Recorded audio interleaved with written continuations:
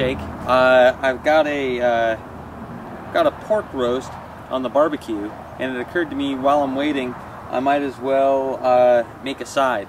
My mom's going to show you how to make a whole bunch of different stuff, but I've got lots of greens in the garden. If you look around, my winter stuff is coming on pretty strong here, and we just had a big frost that killed off the whole summer garden. Like, look at my poor eggplants. They're just toasted. But what happens year-round in the garden is these greens. Got some thyme in my pocket here, but I'm just going to rip off some of these greens. This is what I call dino kale, and I'm going to show you how I cook it. A little bit of garlic, a little bit of onion, a little bit of chicken broth, a little bit of butter, and some olive oil. So I've got this well-used Le Creuset here. And it's just like, it's nice because it keeps a fairly constant temperature. You know, I don't put too much stock in fancy pots. This pot costs about as much as the stove does. I take some pride in being able to do this stuff on the cheap. But, so this is some olive oil I have left over from the pork. I put some olive oil in there. If you're doing anything, sauteing anything in butter, it's nice to put a little bit of olive oil in with it too, because that keeps the butter from wanting to burn as much as it otherwise would. So that's, say, a couple of tablespoons of olive oil, and let's say a couple of tablespoons of butter. I'll let that warm up.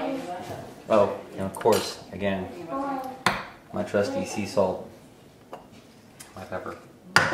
So while that's heating up, I'll chop the onion. And this isn't very much of the stuff. You know, it's like, look at how much onion it is. I could do a little more maybe, okay? Like that. A minor amount of onion.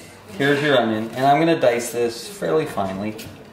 But it doesn't have to be done really finely. I'm gonna do it like this, partly because if I do that, it sort of disappears, and I like that. In other words, these things are kind of like spices, and I don't really want people to be thinking about them when they're eating the greens.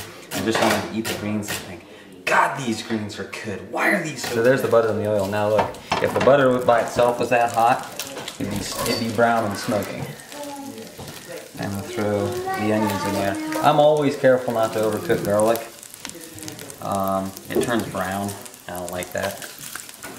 And it burns. But onions, I like to do long and slow. So there you go. We'll just leave those onions on there for a long time. A little bit of sea salt on. Just a pinch of sea salt, a little pepper. You don't need to put, I mean, if I say you don't need to put too much salt on something, you really don't need to put too much salt on it. I love salt. Have a gift? Can I see your teeth? Can I see your teeth? Never mind. Fine. Never mind. Uh-oh. So meanwhile, things are getting a little bit crowded here. Welcome to my world.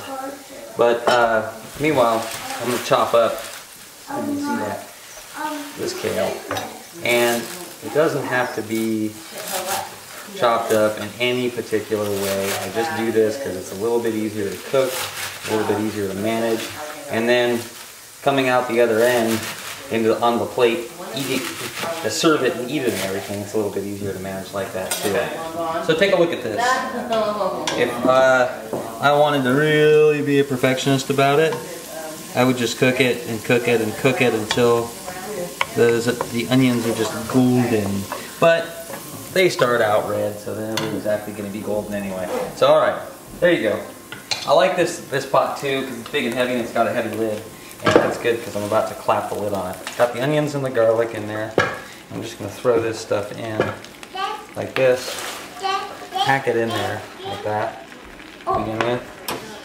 Keep in mind with this stuff, you don't want to have too much water in it when you end up draining it, because the water is going to have leached out a bunch of the flavor from it. This stuff's full of water anyway. Anybody who's ever cooked green spinach, for example, you start out with a gallon bag of spinach, 2-gallon bag of spinach. You cook it. By the time you're done cooking it, it's gone. There's nothing left. So I just poured the chicken stock on there, and now I'm going to throw the lid on.